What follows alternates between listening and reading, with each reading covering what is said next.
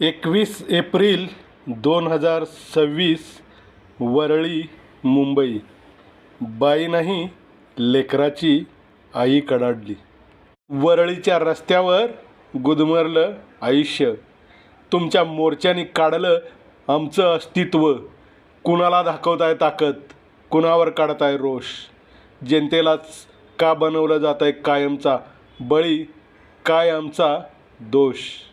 गाडीत बसून तुम्ही सुरक्षित, आम्ही मात्र रस्त्यावर कैद.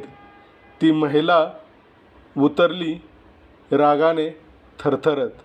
चालते व्हा म्हणाली, आवाजात होती आर्तता आणि प्रचंड राग. तो आवाज फक्त तिचा नव्हता, तो लाखोंचा दाबलेला संताप होता. प्रत्येक अडकलेल्या जीवाची ती किंकाळी.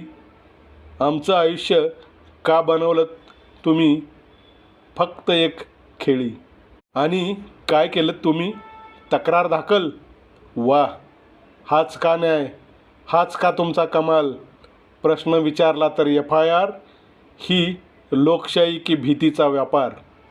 ज्यांनी रस्ते अडवले ते निर्दोष ठरतात, आणि ज्यांनी आवाज उठवला तेच का गुन्हेगार बनतात. ही कसली मानसिकता, हा कसला अहंकार. जनतेच्या सहनशीलतेला समजता का तुम्ही लाचार. भीती दाखवून गप्प बसवणार की आवाजांना असंच जखडणार.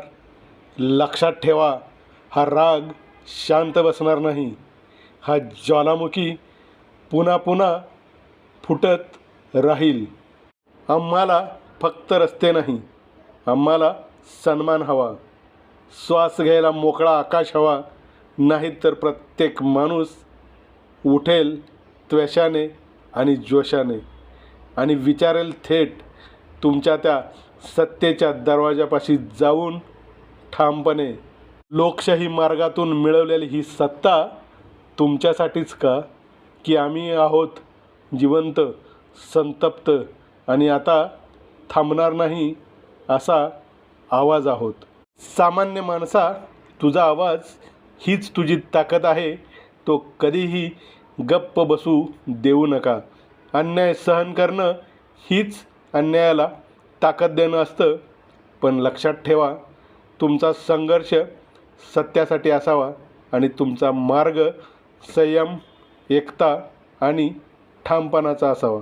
सलाम त्या माऊलीच्या धैर्याला, सलाम त्या माऊलीच्या जिद्दीला.